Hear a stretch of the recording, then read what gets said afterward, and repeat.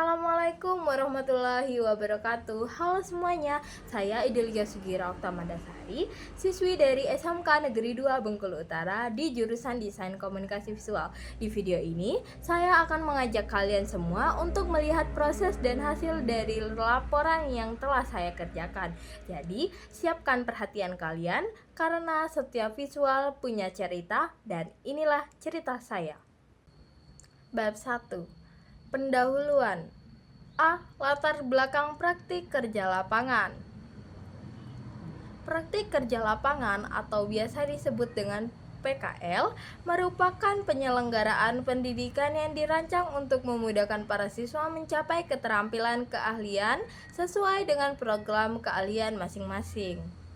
Pendekatan ini merupakan upaya untuk menyesuaikan antara kebutuhan lapangan kerja, penyediaan tenaga kerja.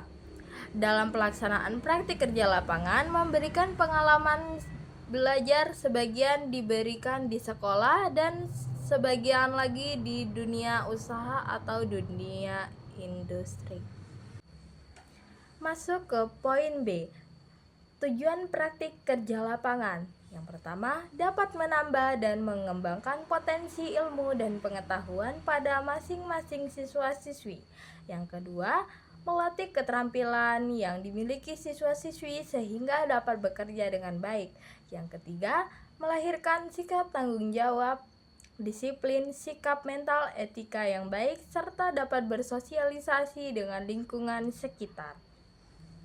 Baiklah, sekarang kita memasuki poin C, manfaat praktek kerja lapangan PKL. Menambah dan mengembangkan sikap mandiri untuk memasuki dunia usaha nantinya, meningkatkan dan memantapkan disiplin ilmu yang sudah dimiliki serta menambah kemampuan siswa untuk terjun langsung ke lapangan.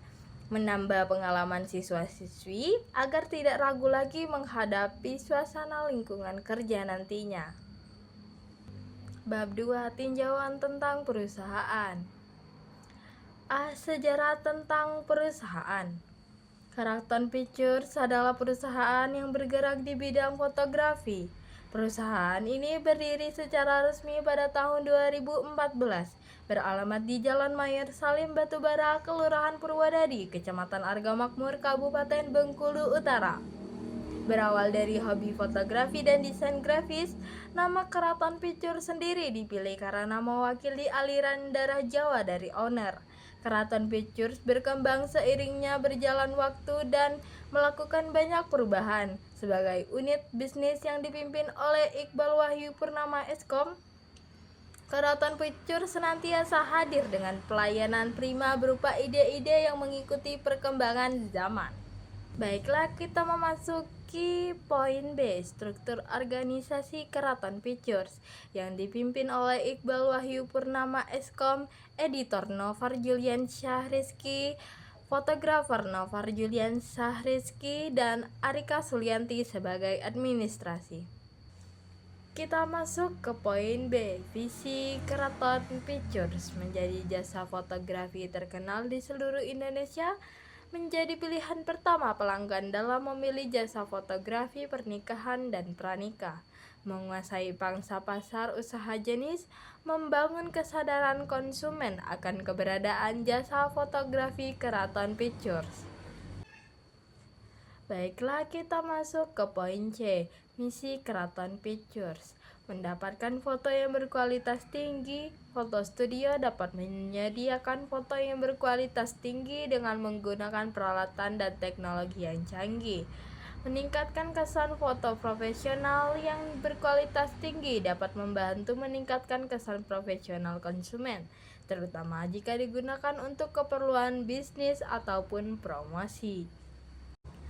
Oke, selanjutnya kita masuk ke poin D, yaitu profil perusahaan. Followers kami saat ini kurang lebih 2127. Selain itu, Keraton Pictures juga terus mendekatkan diri kepada pembaca melalui sosial media seperti YouTube, Facebook, dan Instagram. Baiklah, kita masuk ke poin E, yaitu aset perusahaan. Laptop dan komputer, speaker, kamera, dry box, tripod, meja kerja, dan gedung. Selanjutnya, poin F yaitu tata tertib perusahaan. Datang harus tepat waktu dan pulang harus tepat waktu pula. Disiplin dalam segala hal, terutama dalam melaksanakan kegiatan PKL. Boleh izin tidak masuk, tapi harus dengan keterangan yang jelas, menyelesaikan tugas yang diberikan. Baiklah, untuk poin G yaitu jam kerja perusahaan. Hari operasionalnya dari hari Senin hingga hari Sabtu. Mulai kerja dari jam 8 pagi sehingga jam 5 sore. Untuk jam istirahatnya itu jam 1. Baiklah, untuk poin H yaitu lokasi, berada di Jalan MS Batubara, Kelurahan Purwodadi, Kecamatan Argamakmur. Baiklah teman-teman, sekarang udah masuk bab 3 nih, yaitu kegiatan praktik kerja lapangan. Yang pertama ada dasar teori. Pas foto adalah salah satu dokumen yang mempunyai banyak kegunaan. Tidak hanya untuk mengabadikan momen saja, namun pas foto juga berguna menjadi persyaratan administrasi, misalnya bagi ijazah, buku nikah, SKCK, PNS. Dengan pas foto, di Indonesia sendiri pas foto mempunyai ukuran standar umum, yaitu 2x3, 3x4, dan 4x6. Lalu poin B yaitu pembahasan 1. Pengeditan pas foto. A. Alat dan bahan: komputer atau laptop, aplikasi Adobe Photoshop, dan file foto. B. Langkah-langkah membuat pas foto menggunakan aplikasi Photoshop. Pertama, membuka aplikasi Photoshop pada laptop ataupun komputer. 2. Setelah aplikasi terbuka, mengklik menu File, Open, dan pilih foto yang akan diedit. 3. Memotong foto dengan ukuran 3x4. Jika sudah pas, klik centang. 4. Menggunakan spot healing brush tool untuk menghapus noda di objek. 5. Menggunakan quick selection tool untuk menyeleksi bagian wajah. 6. Kemudian mengklik Ctrl+M untuk mengatur pencahayaan di bagian wajah. 7. Lalu mengseleksi bagian bibir, klik Ctrl+M. 8. Selanjutnya memilih fitur Liquify untuk merapikan bagian objek, dan jika selesai klik OK. 9. Setelah itu merapikan bagian objek, jika sudah selesai klik OK. 10. Menggunakan Paint Bucket Tool untuk menyiram background. 11. Menggunakan Clone Stamp Tool untuk menghapus objek yang tidak diperlukan. 12. Memberikan badge atau logo. 13. Selanjutnya mengseleksi bagian wajah, lalu pilih menu filter, kamera raw filter. 14. Memilih detail, lalu atur masking dan luminance detail. 15. Memotong gambar dengan ukuran 2x3. 16. Selanjutnya memilih ekstensi penyimpanan dan klik save. Hasil editannya sebagai berikut. Kita udah sampai di bab terakhir, yaitu bab 4 penutup. Kesimpulan, selama melaksanakan praktek kerja lapangan PKL, penulis dapat menyimpulkan bahwa 1. Keberhasilan pelaksanaan praktek kerja lapangan ini ditentukan oleh interaksi yang baik, pelaksanaan praktek kerja lapangan dengan instruktur atau pembimbing praktek kerja lapangan. Yang kedua, praktek kerja lapangan ini merupakan kegiatan belajar mengenal bagaimana kondisi nantinya seandainya telah masuk ke dalam lingkungan kerja yang sebenarnya.